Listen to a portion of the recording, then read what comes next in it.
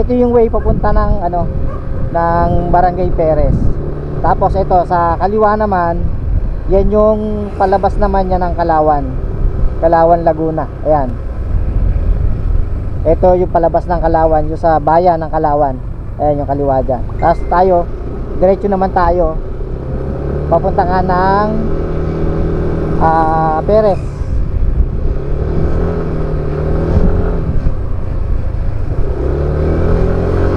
May housing din pala rito.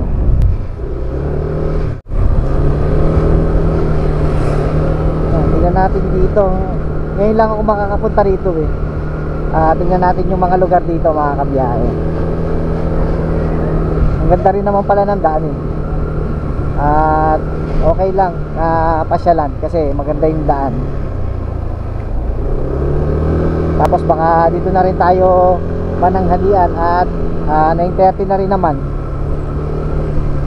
Ito yung welcome to Barangay Paliparan. Ito Barangay Paliparan. Wow, ganda na daan kung makikita nyo, mga kabiyahe oh. Woo! Itong mga ganito yung gusto ko talagang puntahan, mga kabiyahe, no?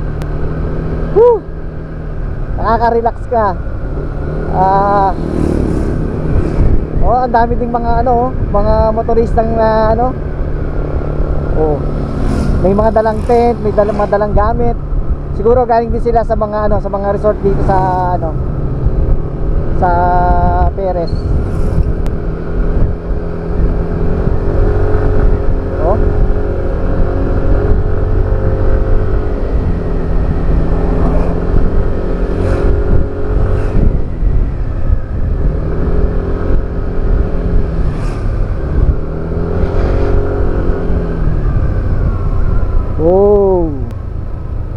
Morales Hills. Ito yung Morales Hills. Ito yon sa Paliparan. Ito papunta pa. Ang taas pala nito oh. Grabe. Kaya lang sarado yung sarado yung gate, no. Ito pala yon. Ito yung yung sikat na parang may sa tuktok. May pwede kang mag-camping sa tuktok. Ayan Hills. So, diretso pa tayo.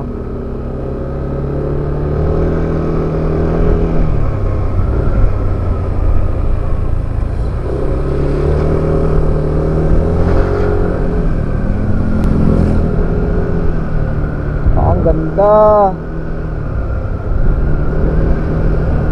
Naglalakihan din yung mga kabahayan dito. Wow. Woo! Sarap tumira dito. Dito naman ay welcome to Bukal Resort, now open. Ayun. Ito siguro simula rito may mga resort na rito, no?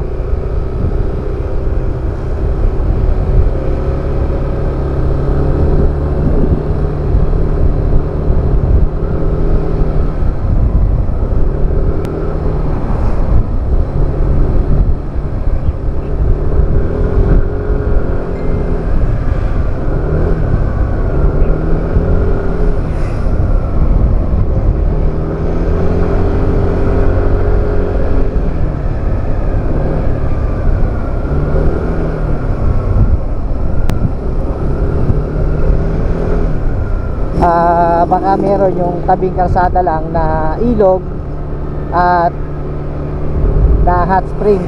Yung pala ay dito ay hindi na hot spring dito sa banda rito sa kanila, at cold spring na. Ang hot spring daw ay nandun pa sa may Barangay Perez. So yun yung pupuntahan natin ngayon, mga kabiyahe.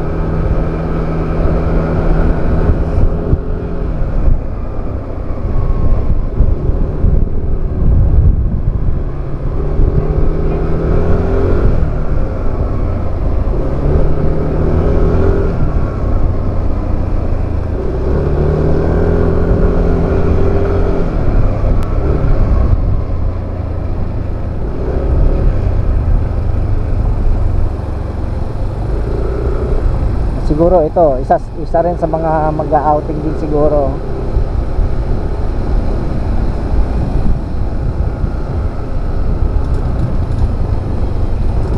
Napaka peaceful yung lugar nila, no. Tahimik na tahimik. Magpipiesta pala rito. Dahil pala piyesta tayo nagpunta para may kainan. Dadayo pa ng kain, no. Ito na ang Barangay Perez. Ayan. Ito, Barangay Perez. Ito na yung mga dito daw yung yung mga hot spring.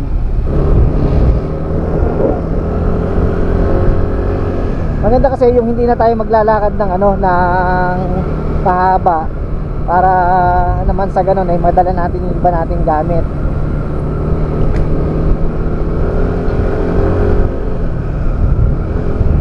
Pero ang pinakamaganda kasi dito na resort, yung Camp Silva. Isa rin sa mga magandang resort yung Camp Silva. Ito naman ay Bukal Resort. Ayan. Tingnan natin yung Bukal Resort, mga kabiyahe.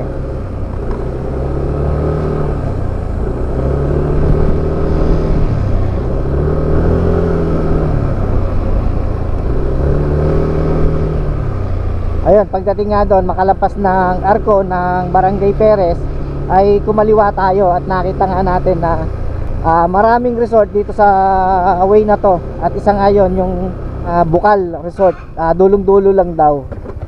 Kaya tingnan natin. Ayun, may mga kakainan din pala rito eh. Ito, may mga paradahan na rin dito. Ayan, pwedeng pumarada pala. Ayun. Tapos dito naman ay ano naman kaya to?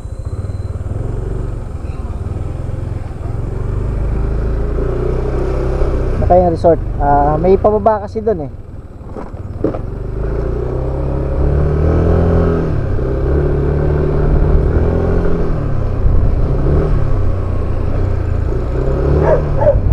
Okay. Ito may ano na rito oh. May ilog na.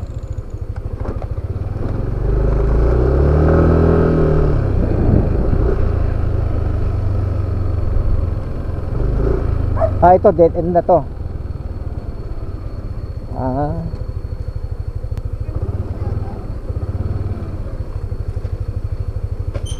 Okay. So yun mga kabiyahe at mga kasowerd, at nandito na tayo sa Barangay Perez, dito po sa Bukal Resort. Bukal Resort mga kabiyahe. Dito nga po yan, parte po ng Kalawan. Ano po? Kalawan, Laguna. So pagkagaling nga po, kung kayo ay galing ng Santa Cruz o kaya ay galing kayo ng Kalawan, bali dun sa may plaza ay didiretso lang po kayo papunta po ng Perez. Pagdating sa dulo kakaliwa, ayun, dire-diretso lang po. At makikita nyo na po yung mga signage na nagtuturo kung saan po yung mga resort po dito sa Barangay Perez. So ipapakita muna natin itong Bukal Resort po dito sa sa Barangay Perez. Ayan po.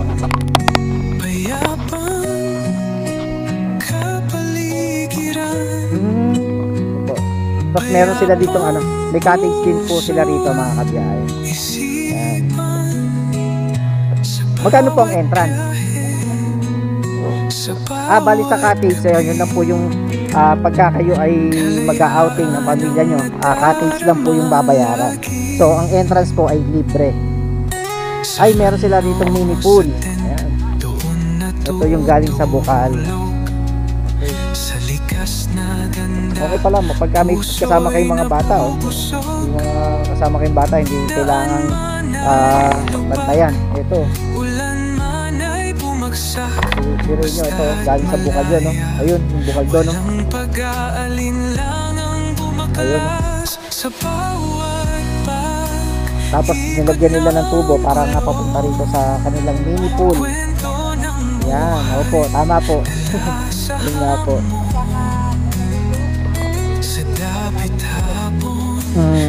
Saka ano naman po yung kumbaga sa na tumatapo naman po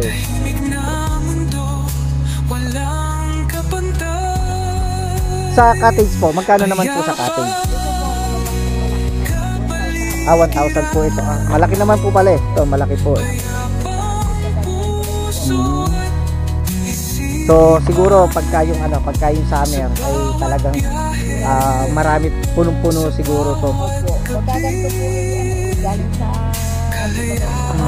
Tsaka kagandahan mga kabiyahe, gawa nga po ng diretso, ito na yung dead end ng karsada. Kita nyo yung sasakyan nyo. Kasi unlike dun sa ibang mga resort na maglalakad ng ilang minuto, dito kita na. Opo, pagka motor dito, kasya rito yung mga motor eh.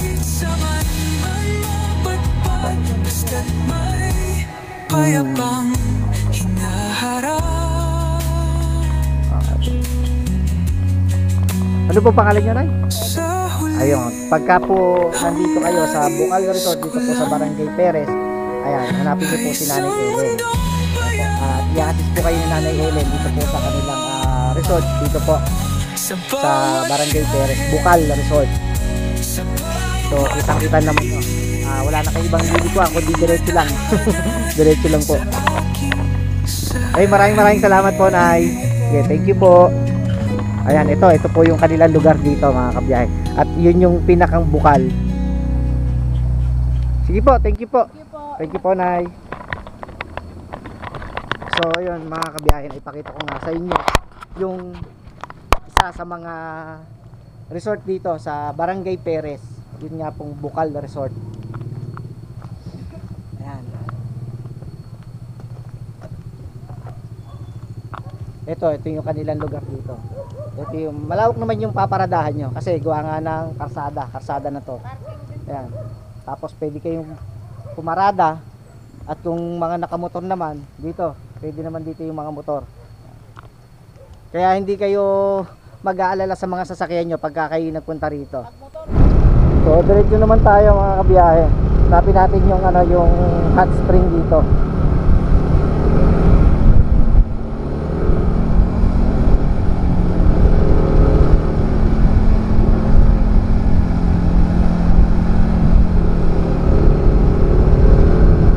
Sabi ni ate, yun nga may-ari nga ng Bucal Resort ay malayo pa daw dito yung Camp Silva. So tingnan natin mga kabiyahe.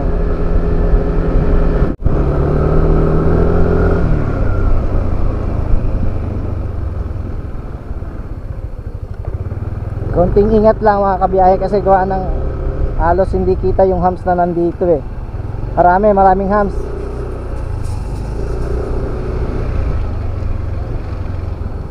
RJ Farm Campsite. So ayun RJ Farm Campsite. Ayan, dito pwede tayo mag-camp. Tingnan natin kung anong mga activities na pwede natin gawin dito sa sa RJ Farm. At ang sabi nga ni tatay ay dire-diretso lang daw mga kabiyahe.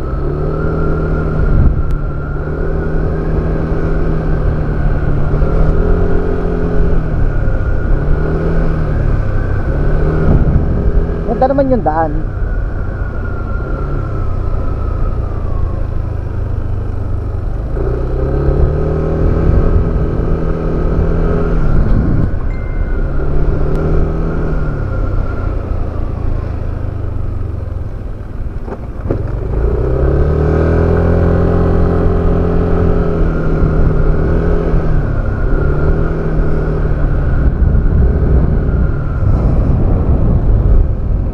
Uy, pataas. Siguro ay kasya kaya. Pa RJ Farm po. Ay kasya, pwede po. hanggang baba na yung motor na yan. Ay sige po, thank you po. So medyo lang, nakakatakot lang yung daan mga kabiyahe. Hey, hanggang baba na daw yung yung motor, sabi ni kuya. At ito yung hey, wow. At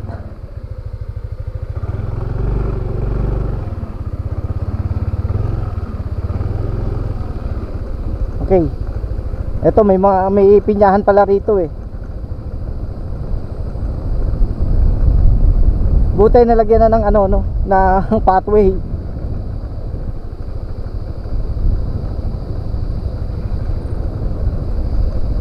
May part lang na may semento.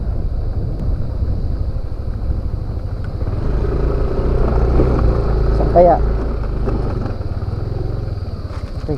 Saan ang ano? Ay. Saan po tayo? RJ Farm po. So yun mga kabiyahe, at nandito na tayo sa RJ Farm. Ano pala to? Yung taniman pala ng pinya. Ang dami. Ang daming pinya rito mga kabiyahe, oh. Tapos ayun yung lugar nila doon. Ayan. May nakapwesto, may nagpipiknik nga. Ayan. So mamaya bababa tayo doon. Ayan. Ang lawak pala nito mga kabiyahe, oh. Grabe. Tapos tingnan natin kung gaano kainit yung tubig. Siyempre hindi naman tayo pwedeng maligo. Hindi tayo makakapaligo. Magano lang tayo, pahinga lang muna tayo rito mga kabiyahe. Yun nga lang, may kalaban tayo. May ano rito, may wak. Tayo makakapagpalipad ng drone. Pero subukan natin. Subukan muna natin.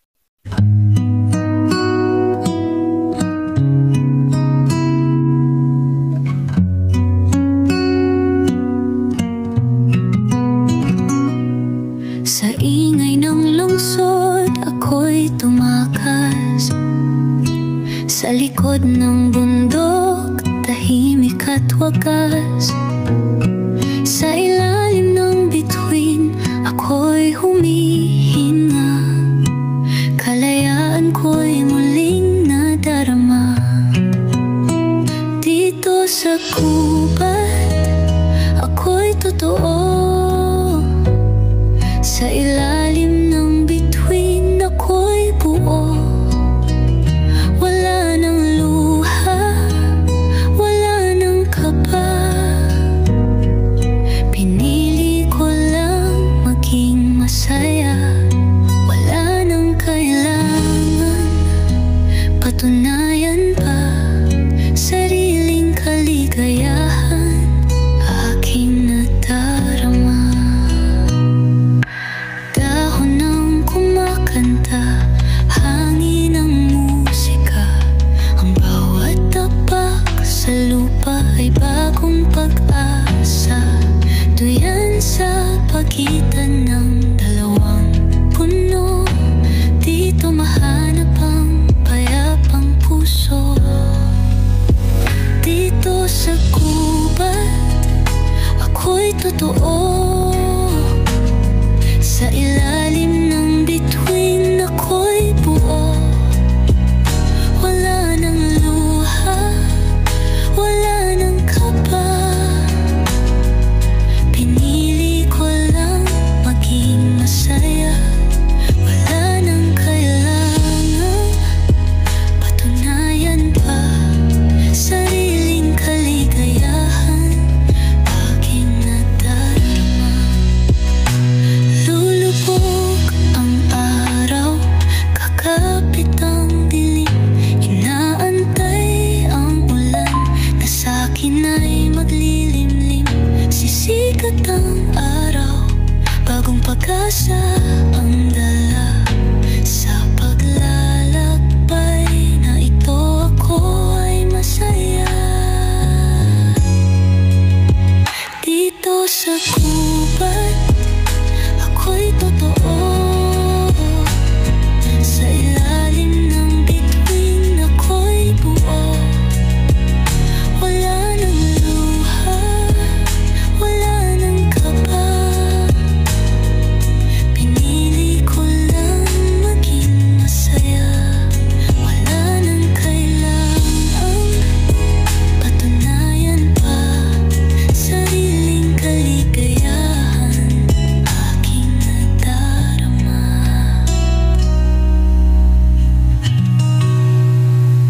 So ayun, baba tayo sa sa ilog. Yun natin mga kabiyahe. Pagkatapos nga nating magpalipad at nakita nga natin yung kabuuan itong RJ Farm, ay ano naman natin, experience naman natin yung init ng tubig. kung gaano ba ka init yung tubig dito sa RJ Farm. May ano dito, ayan, pwedeng maglagay ng tent pala rito. Ayan, ito yung kanilang pwedeng pagcampingan pala rito mga kabiyahe. Ito yung mga cottage, oh. May cottage na pinarerentahan din dito. At yun nga, malapit lang sa ano, malapit lang din sa ilog. Linaw din ng ano, ng tubig, oh. May ano, may pansalo din ng dumi sila, mga kabiyahe.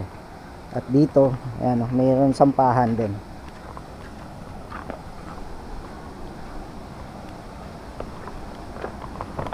So ito yung ano, yung RJ Farm dito po sa Barangay Perez.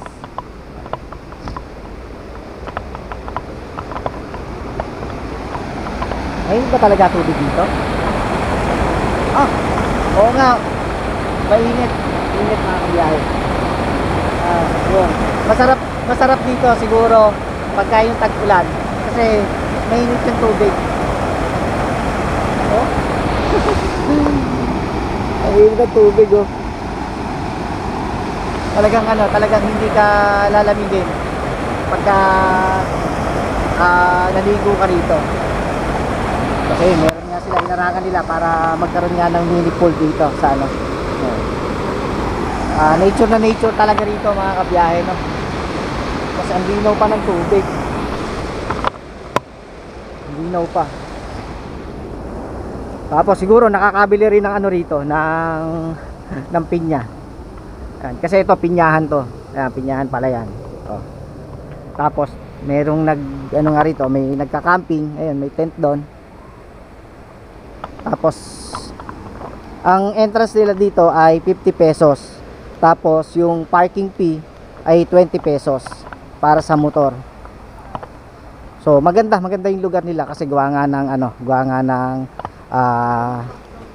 very peaceful yung ano nila rito. Tapos yun, no, hanggang dito papunta ron mga kabiyahe. Tapos may ano naman din sila rito, meron din silang nagbabantay rito. Kahit na mag-overnight kayo rito, may nagbabantay. Lalo na siguro pagka yung ano, no, yung maraming tao. Kasi ngayon palibasa nga, 'di ba, kagagaling lang sa bagyo ay kakaunti lang yung halos isang pamilya yung nandito sa RJ Farm. Ay. Woohoo.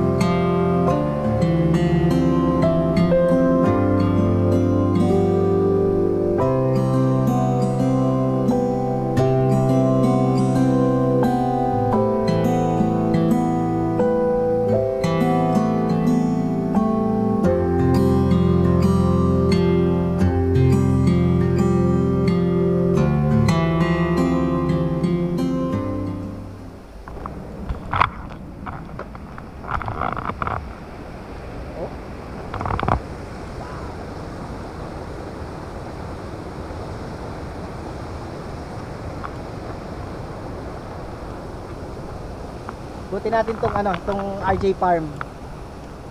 Hindi lang naman pala ito yung dinadayo dito, yung hot spring.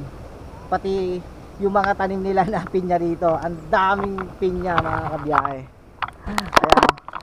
Halos ayan, puro pinya yan. Doon nag-harvest na sila ng pinya. Nakapag-harvest na sila ng pinya doon.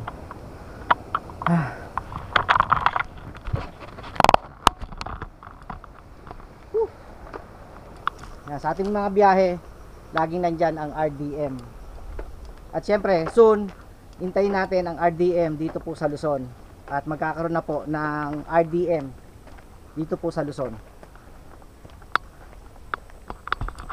Alright.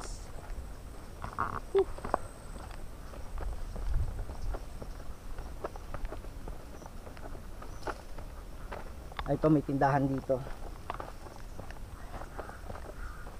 Tindahan. Mga kabiyahe, pag kayo nandito sa RJ Farm, dito po makikita may tindahan po si Ate Marie. Dito po sa tabi din po ng RJ Farm. At nagluluto rin po, natanggap din po si Ate Marie po ng luto. Pwede po kayo magpasaing, magpaluto. Meron din po silang mga dilata at kung anong ulam pong available. Ayun po, pwede po. At ngayon nga po, dahil sa medyo tanghali na at medyo kumakalam-kalam na yung sikmura natin, nagpaluto na lang muna tayo ng pansit canton para medyo mabilis-bilis. Simula doon, ayun yung RJ Farm. Ayan, lalakarin nyo lang to. Tapos nandito na po yung tindahan ni Ate Marie.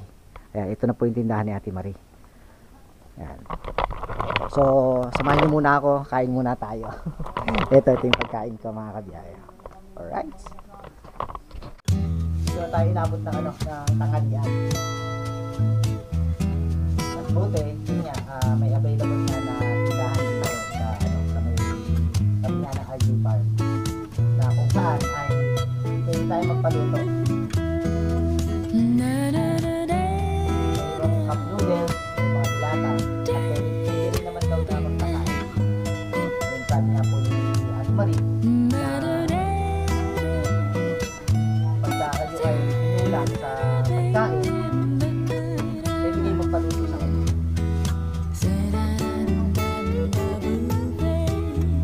Tayo. Kaya kayo mga kabiyaya. So, samahan niyo ako.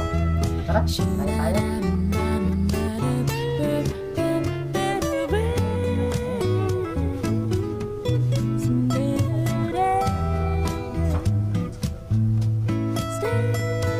Kumain pagka natagal po lugar ka. Wada. Tapos, makahuli na siguro yung pakay nyo. Habang kumakain ka lang ng silang ko. Mukhang nagaganahan kang kumain.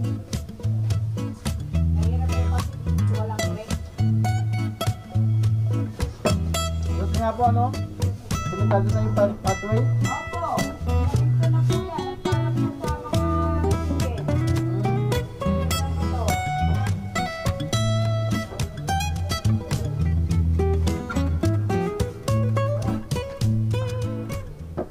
So yun, tapos na tayong kumain.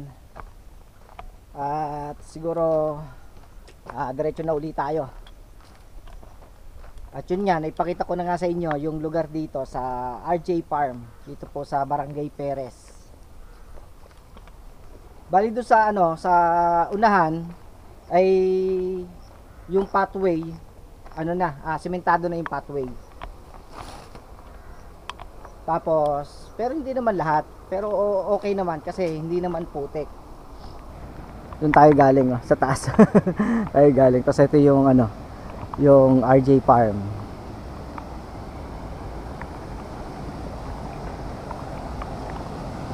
Talagang ang yung tubig, mainit yung tubig mga kabiyahe. So magbabayad muna tayo ng entrance. Bali ang entrance nga pala dito niya ay 50 pesos. Tapos yung parking ay 20.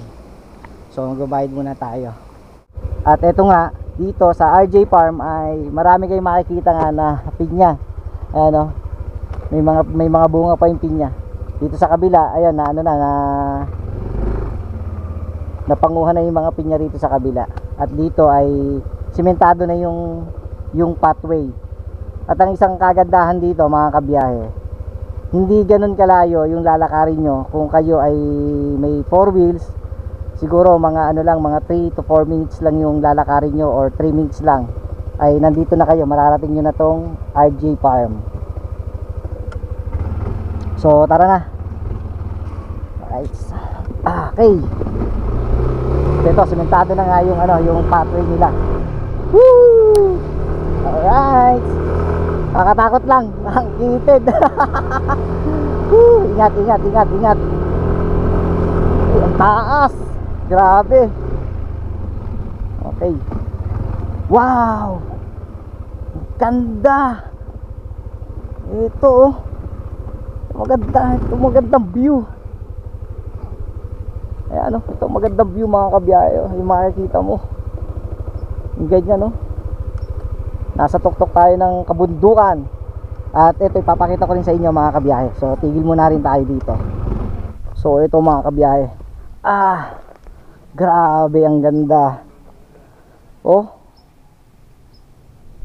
Puro ano, puro pinyahan no. Tapos doon saging. Sagingan naman sa bandang taas. Tapos ito pinya. Ito mga pinya rin tong nandito. Tapos ayun yung RJ Farm, yun nga oh. RJ Farm. Yun. Tapos doon tayo kumain kila Ate Marie. So tuloy na tayo. Wow, ang ganda oh. Ang ganda ng lugar. Tara na. Napatigil lang ako bigla mga kabiyahe kasi talagang ang ganda ng ano. Ang ganda ng lugar.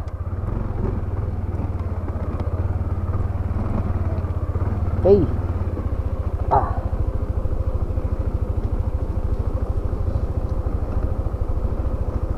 Paluto, ihaw-ihaw, kapihan. Ayun, ito 'yon mga kabiyahe. May ano pala rito, may kainan dito oh. Ito, soon to open siguro to o hindi ko alam kung nag-ooperate na sila. Meron dito bago kayo makarating ng RJ Farm ay meron ditong paluto, ihaw-ihaw at kapihan. Ayan, sa Peakside Villa Mountain Resort. Okay. Ganda ng lugar nila rito mga kabiyahe. Oh, grabe.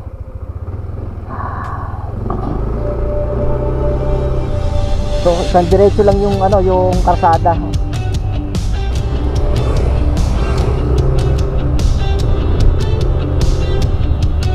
Alright.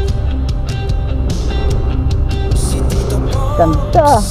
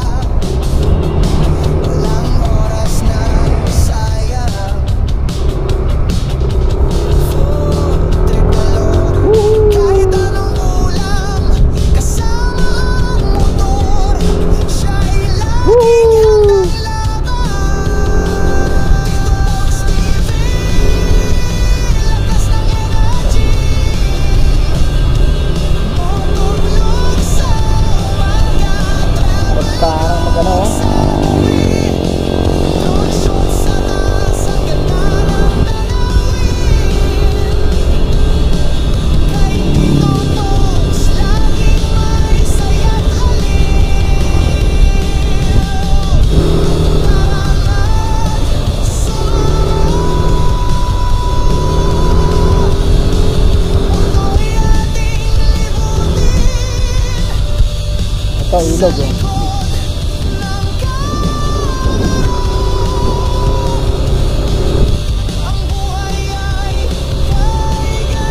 Wow. Diretso na naman to mga kabiyahe. Kwento'y kakaiba sa vlog ni Tito Pogs. Lagi kang masaya. Sa kaliwa ginagawa natin mga kabiyahe, ayan. Yan yung dyan pinaprocess yung gatas ng baka. Diba mayroon tayong nabibigay na gatas, yung tauhid, yung mga ganon. Dito yun, dito po ginagawa yun, yung gatas.